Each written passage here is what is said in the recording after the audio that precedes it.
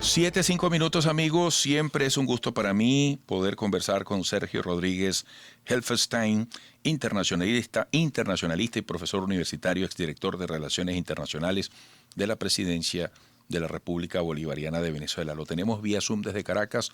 Sergio, buenos días.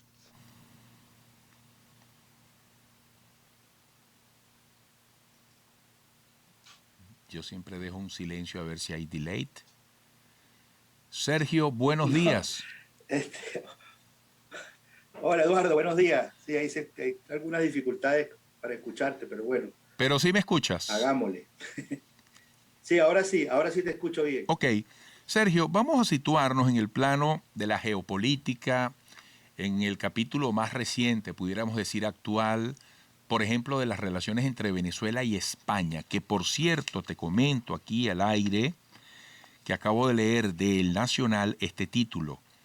Tensión diplomática, España convocó al representante de Maduro en Madrid ante críticas hacia la canciller española y describen que el encargado de negocios de Venezuela en Madrid es Mauricio Rodríguez Helfenstein. Supongo que es familia tuya, ¿no? Sería mucha coincidencia.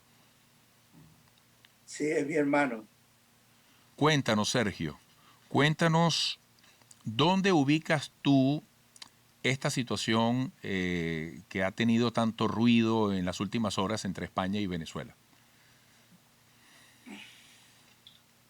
Bueno, Eduardo, es un tema complicado porque uno no logra entender cuál es el talante de la Unión Europea con un discurso en el que habla de negociación, de diálogo, de búsqueda de un acuerdo entre los venezolanos, de apoyo a la búsqueda del reencuentro, de la superación de la crisis, y simultáneamente con eso sigue sancionando funcionarios venezolanos. Entonces, esta política de la zanahoria y el garrote ya es una política muy antigua, es una política que tiene un claro eh, contenido colonial de suponer que las decisiones de los países independientes se tienen que tomar en Bruselas o en Washington.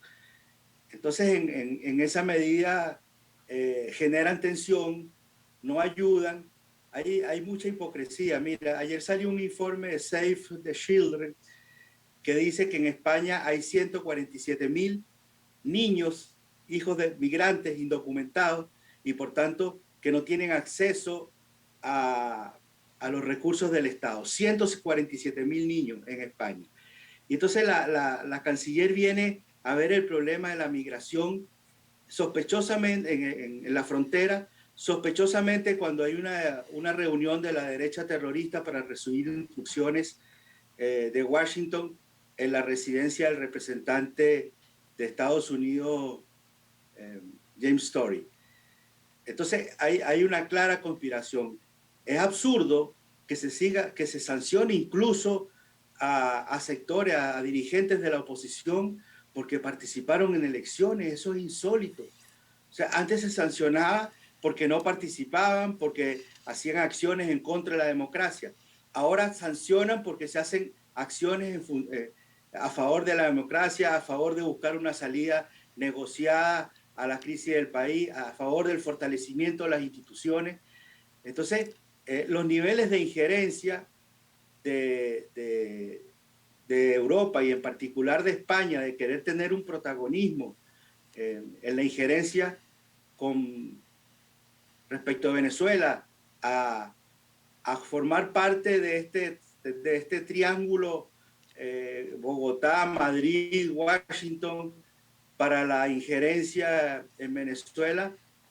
Uno no sabe hasta dónde va a llegar y fue necesario, bueno, que el gobierno de Venezuela tomara medidas drásticas. Ya en junio del año pasado había ocurrido con respecto a la Unión Europea en el sentido de expulsar a la embajadora.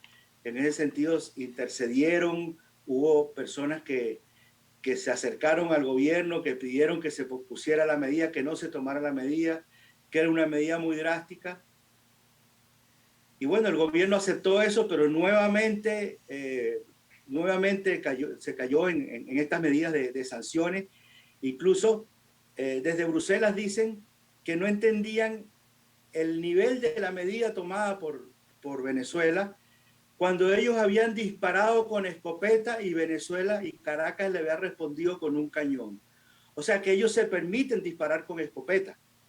Ellos es normal para ellos disparar con escopeta, lo asumen como válido en el marco de las relaciones Sergio, internacionales y del derecho. Sergio, Entonces, ¿sí? ¿cómo ves tú los efectos, las consecuencias o la intención de estas medidas en el tiempo? Porque la Unión Europea venía diciendo que los venezolanos teníamos que dialogar, que nos pusiéramos de acuerdo, que creáramos el mejor ambiente posible para las elecciones regionales, así como también lo ha venido haciendo, por ejemplo, Michelle Bachelet, y vienen estas decisiones, que por cierto en la oposición o en algunos sectores de la oposición generaron una reacción de extrañeza, de rechazo, porque en algunos sectores de la oposición, yo lo leí en las redes sociales, me imagino que tú también, mucha gente, está la tesis de que estas sanciones no ayudan a crear esas condiciones que la propia Unión Europea dice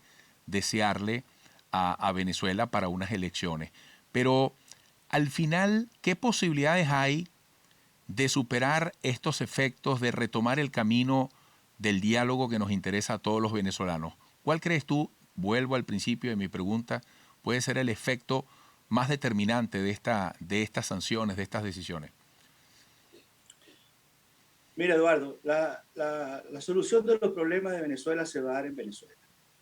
Aquí se demostró en las elecciones pasadas y en las próximas elecciones, en todo el proceso de nombramiento de los próximos rectores al Consejo Nacional Electoral, que los venezolanos somos capaces de ponernos de acuerdo, somos capaces de discutir, somos capaces de superar la deficiencia y lo que es más importante en una negociación, somos capaces de ceder para lograr los objetivos que se proponen en función del país. Ahora, hay dos cosas. Uno, la Unión Europea sigue apegado a la idea de que oposición en Venezuela es el grupo de los cuatro y por tanto marginan a un sector muy importante, incluso más importante que el grupo de los cuatro, que se plantea llegar al poder por vía democrática, no por vía de las acciones violentas y terroristas. Eso en primer lugar. En segundo lugar, hablar de Unión Europea en términos políticos es una entelequia, porque estamos hablando de 27 países y lo que estamos observando en la Unión Europea es que hay un crecimiento de los sectores de derecha, de ultraderecha, incluso fascistas y neonazis, que están tomando el poder en algunos países de la Unión Europea, que están controlando sectores cada vez más importantes del Parlamento Europeo y que por tanto son los que finalmente toman este tipo de decisiones. Y las propias reglas de funcionamiento de la Unión Europea las han hecho prisioneras de estas acciones que se toman.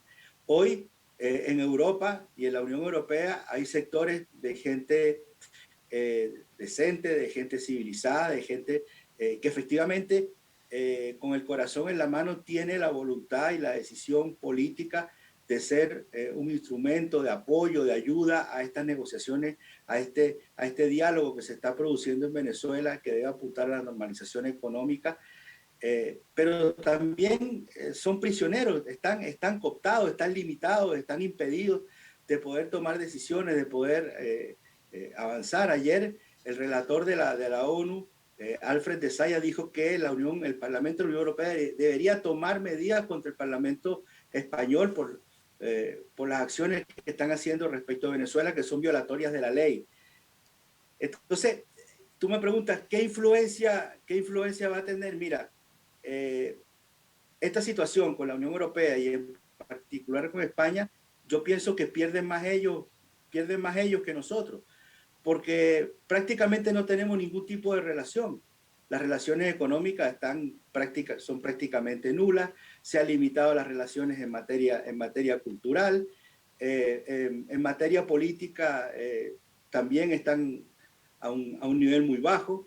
Entonces, en el caso de la Unión Europea, fueron ellos los que se quedaron como Estados Unidos, mudos, sordos y ciegos en Venezuela, no tienen ninguna posibilidad de participar, de influir en términos democráticos, en lograr, en impulsar esta negociación y por el contrario siguen impulsando las posiciones terroristas de los que viven en el exilio. Entonces ya no es ni siquiera una cuestión contra el gobierno, ya es algo incluso contra la propia oposición democrática que en Venezuela está haciendo esfuerzos por tener una presencia y una participación en la toma de decisiones políticas del país. Entonces yo creo que la principal influencia es esa, que cada vez yo creo que cada vez, y en particular en el caso de España, yo creo que ya España no es un interlocutor válido, se autoanuló como interlocutor válido porque tomó posición al lado del sector terrorista y en esa medida no sirve como un país neutral, como un país que pueda asumir una posición que acerque posiciones, que ayude a acercar posiciones, que ayude a solucionar los problemas del país.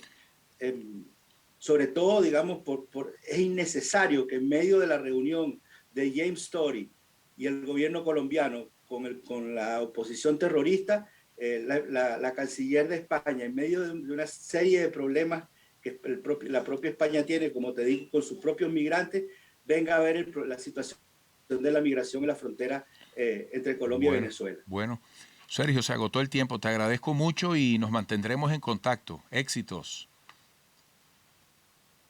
Gracias, Eduardo, igualmente. Muchas gracias, como siempre. Un gusto conversar contigo. Igualmente, Sergio Rodríguez Helfestein, internacionalista y profesor universitario, fue director de Relaciones Internacionales de la Presidencia de la República Bolivariana de Venezuela. 7:16, a la pausa.